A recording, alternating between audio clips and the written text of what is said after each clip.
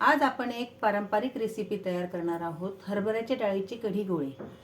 सुरुवातीला आपण हरभऱ्याची डाळ 2 पाण्याने स्वच्छ धुवून ती 5 तास भिजवून घ्यायची आहे आणि नंतर ते मिक्सरला लावून तिचे गोळे करायचे आहेत। आणि आपल्याला त्यासाठीचे साहित्य 10 हिरव्या मिरच्या, 1 इंच आल्याचा तुकडा, 1 छोटा चमचा जिरं, 20 लसणाच्या पाकळ्या, थोडीशी हळद,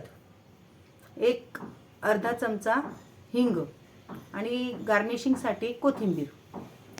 कढीसाठीचे साहित्य: अर्धा लिटर ताक, 1 छोटा चमचा हिंग, 1 दालचिनीचा तुकडा, 2 लवंगा, चवीनुसार साखर, कढीपत्ता, 1 मोठा चमचा बेसन, 4 हिरव्या मिरच्या आणि छोटा आल्याचा तुकडा, चवीनुसार मीठ।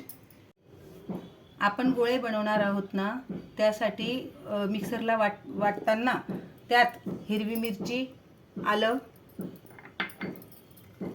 लसूण आणि जिरं। आता आपण हे मिक्सरला वाटून घेणार आहोत। आपण गोळ्यांसाठी जी डाळ मिक्सरला लावली होती ना, मिक्सरला वाटून घेतली। त्यामध्ये हळद, थोडंसं हिंग आणि चवीनुसार मीठ। आता हे सर्व एकत्र कालवून घ्यायचं। कोथिंबीर ही स्वच्छ धुवून चिरून घेतलेली आहे।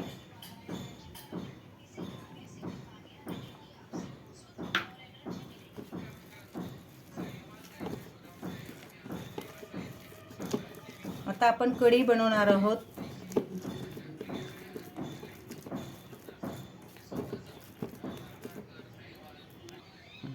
आता आपण कढी करण्यासाठी त्यात पीठ कालवून घेणार आहोत।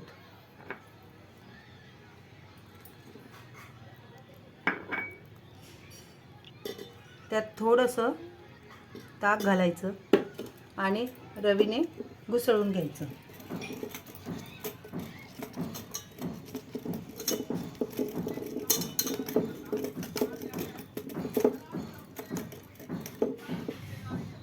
आता हे पूर्ण पीठ टाकलेलं त्यात मिक्स करायचं।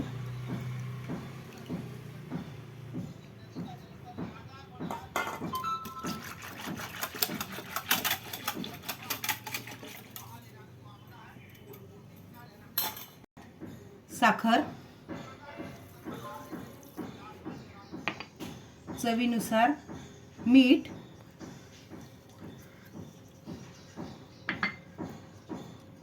आता आपण कढीला फोडणी घालणार आहोत, मग त्यात गोळे सोडणार आहोत। आता आपण गॅसवर कढई ठेवली आहे। आता आपण कढीला फोडणी घालणार आहोत। त्यासाठी सुरुवातीला कढईत तूप,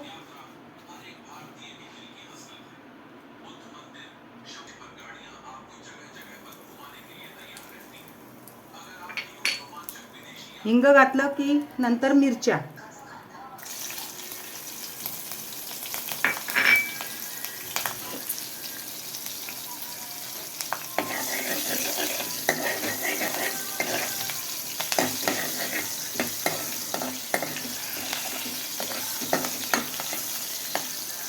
त्यात नंतर जिरं,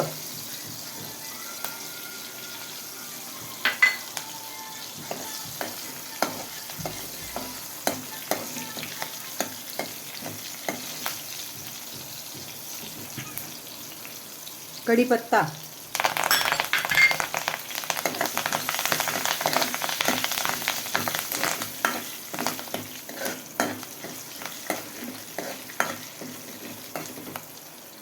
तो दालचिनीचा तुकडा आणि 2 लवंगा आपण घेतल्या होत्या ना कढीसाठी, ते आपण टाकायच्या त्यात। आणि मेथ्या जर आवडत असेल तर टाकायच्या।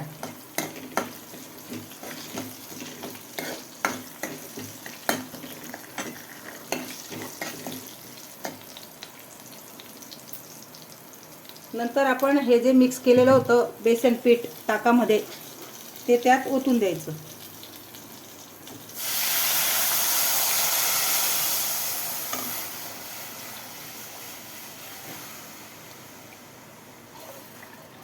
यातच आपण साखर आणि मीठ चवीनुसार घातलेलंच होतं.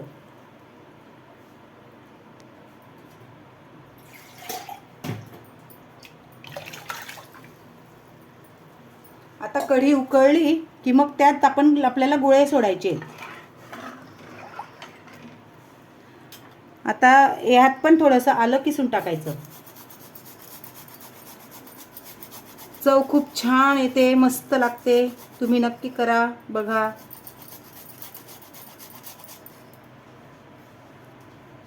आता गोळ्यांमध्ये पण आपण थोडंसं आलं टाकलं होतं आणि यातही आपण उकळताना टाकायचं, म्हणजे आल्याचा खूप छान स्वाद लागतो.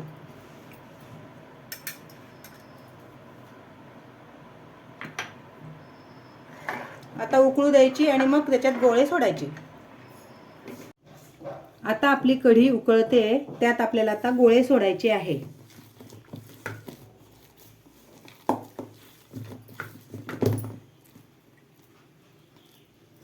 आपल्याला जसे हवेत तसे, छोटे मोठे, पण छोटे सुंदर दिसतात. असा हातावरच त्याला गोल शेप द्यायचा आणि असं सोडायचा. ते आपोआप वरती येतील. शिजले की आपोआप वरती येतात ते.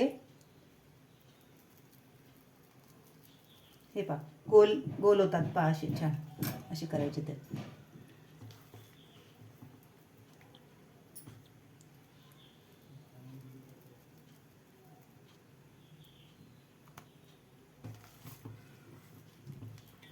आता ते पूर्ण वरती आले म्हणजे समजायचं की गोळे शिजले.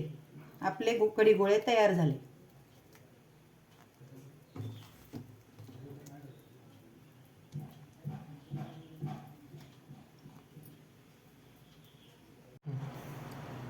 आता हे बघा, आपले पूर्ण कढी गोळे तयार आहेत. सगळे पूर्ण वरती आले आहेत बघा. आता हे शिजलेले आहेत. वरती आले म्हणजे शिजले झाले. आता यात कोथिंबीर टाकून द्यायची थोडीशी वरतून.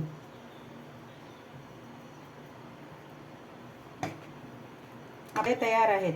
हे बघा, आपले कढी गोळे तयार आहेत. पूर्ण वरती आलेले आहेत बघा. एक सुद्धा खाली चिटकला नाही किंवा मोडला नाही बघा. हलके झालेत छान.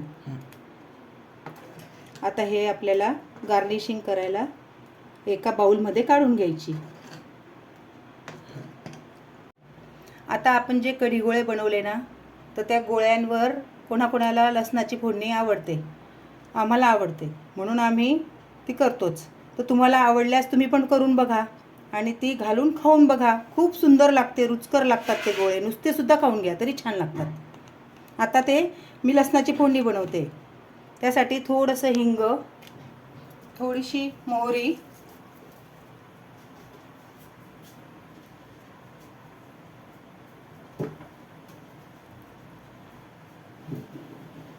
जिरं,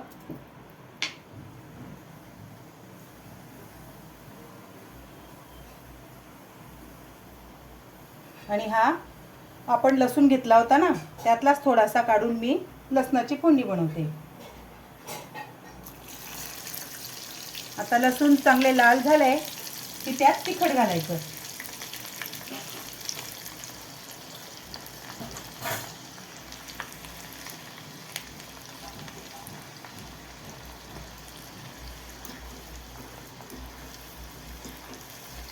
लाल होऊ द्यायचे चांगले.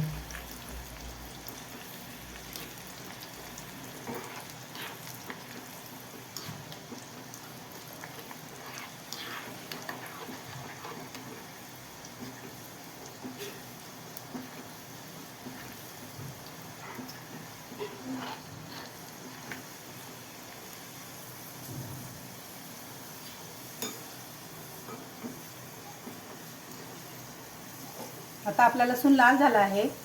आता त्यात हे लाल तिखट टाकून द्यायचं आणि गॅस बंद करायचा.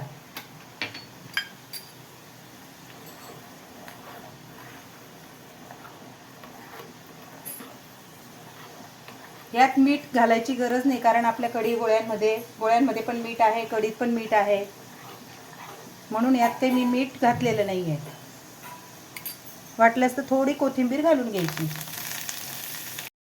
आता आपले कढी गोळे तयार आहे. त्यावर आता गोळ्यांवर मी फोडणी घालून घेत आहे.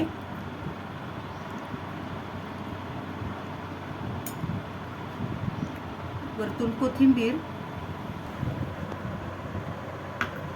आपले रेडी आहे. आपण नक्की खाऊन बघा, आपल्याला नक्की आवडतील. ही रेसिपी आवडल्यास चॅनलला लाईक करा, सबस्क्राईब करा, शेअर करा. धन्यवाद.